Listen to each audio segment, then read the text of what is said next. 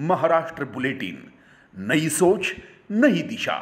कई दिनों से प्रचार चल रहा है कि अद्वैय हीरे हार के बाद राजनीति और मालेगांव छोड़ देंगे, लेकिन राजनीति नहीं छोड़ी है और मालेगांव भी नहीं छोड़ूंगा, ऐसा उद्धव गुट के उपनेता अद्वैय हीरे ने अपनी भावना व्यक्त करते हुए विपक्ष को जवाब दिया। आणि सातत्यानं मालेगाव शहरामध्ये जे माझ्याबद्दल अफवा उठवल्या गेल्या किंवा चर्चा पसरवल्या गेल्या त्या सगळ्याच्या संबंधी बोलण्याच्यासाठी मी इथं बोलवलं आहे। राजकारणामध्ये स्वातंत्र्यपूर्व काळापासून माझा परिवार आहे। माझा जन्म हा मालेगाव शहरात झालेला आहे आणि जन्मापासून मी मालेगाव शहरातच राहतो आणि मरेपर्यंत मी मालेगाव शहरातच राहणार आहे। ज्या काही शैक्षणिक कालावधी असेल किंवा काही पर्यटनाचा कालावधी असेल तेवढा वगळता संपूर्ण आयुष्य माझं मालेगाव शहरामध्येच गेलेलं आहे आणि मालेगावच्या लोकांबरोबर मी कायम आहे।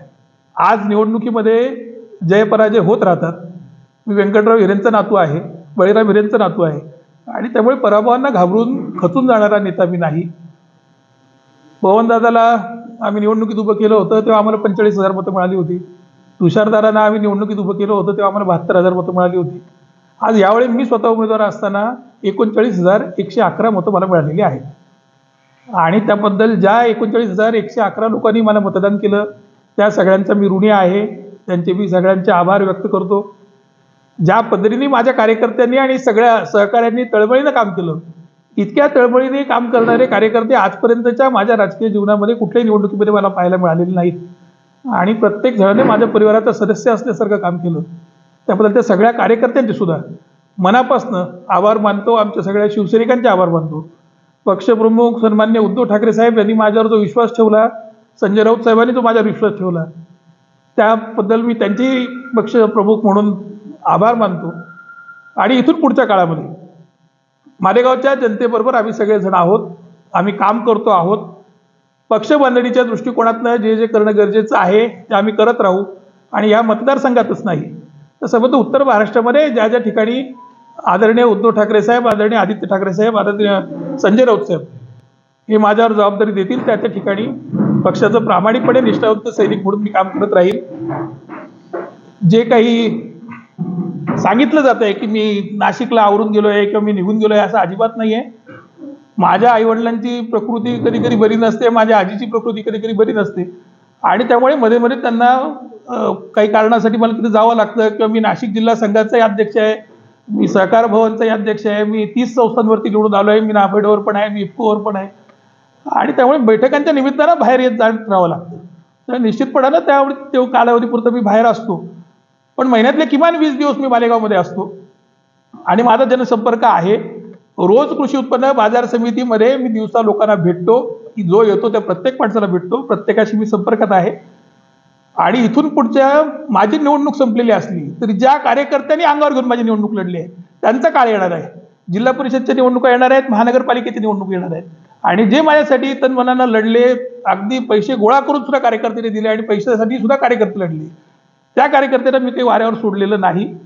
त्यांच्यासाठी सुद्धा पुढच्या ज्या स्थानिक स्वराज्य संस्थांच्या निवडणुका असतील त्या आम्ही तेवढ्याच ताकदीने लढणार आहोत आणि आत्ताच्या सगळ्या महाराष्ट्रात जेव्हा सुनामी आहे, ज्यावेळेला बाळासाहेब थोरातांसारखा मुख्यमंत्री पदाचा असलेला चेहरा किंवा आदरणीय पृथ्वीराज चव्हाण साहेबांसारखे महाराष्ट्राचे असलेले माजी मुख्यमंत्री अशा सगळ्या मोठ्या नेत्यांना पराभवाला सामोरं जावं लागतं। अशा परिस्थितीमध्ये सुद्धा किंवा अशी लाट असताना सुद्धा मग आता ती लाट जनमताची आहे का ईव्हीएमची आहे या विषयात मला जायचं नाही। हे अंतिम सत्य आहे की मी 3ऱ्या क्रमांकावर होतो, 39,111 लोकांची मला मतं पडली आहेत। मग ती कशी पडली आहेत हे महत्त्वाचं नाही, पण आता 5 वर्ष हे सत्य बदलू शकत नाहीत आणि त्यामुळे ते सत्य स्वीकारून आपण काम केलं पाहिजे। पण ज्या वेळेला राज्यातले अनेक मुख्यमंत्री पदाचे दावेदार असलेली माणसं पराभूत झाली, अशा निवडणुकीमध्ये सुद्धा कुठल्याही पैशाचा वापर मी निवडणुकीत केलेला नाही, कुठल्याही सभेला मी पैसे देऊन लोक आणलेले नाहीत, तरी सुद्धा निष्ठावंतपणे प्रामाणिकपणे 39,000 शिवसैनिक माझ्यासोबत राहिले याचा मला अभिमान आहे आणि हा आकडा निश्चितपणानं वाढेल कसा, येणाऱ्या स्थानिक स्वराज्य संस्थांच्या निवडणुकांमध्ये आम्हाला जिंकता येईल कसं या दृष्टिकोनात आम्ही प्रयत्नरत राहणार आहोत। कृषी उत्पन्न बाजार समितीच्या माध्यमातून जेवढं अधिकाधिक लोकांचं काम करता येईल तेवढं आम्हाला करत राहायचं आहे, एवढंच मला या निमित्तानं सांगायचं आहे। त्यामुळे जे काही माझ्याबद्दल प्रचार केले जात आहेत ते करू नये। मी राजकारणात थांबलेलो नाही आणि शिवसेना पक्षाशी मी एकनिष्ठ आहे। इथून पुढे ज्या ज्या पक्षाच्या निवडणुका येतील त्या होतील पक्षाच्या कार्यकारिणीमध्ये सुद्धा फेरबदल होणार आहेत. निवडणुकीच्या अनुषंगानं ज्या ज्या लोकांनी चांगलं काम केलं आहे त्यांना निश्चितपणानं आम्ही चांगल्या संधी देऊ. ज्या लोकांकडनं थोडंसं दुर्लक्षित झालं असेल त्यांच्यावरती कारवाईचा पण विचार होईल.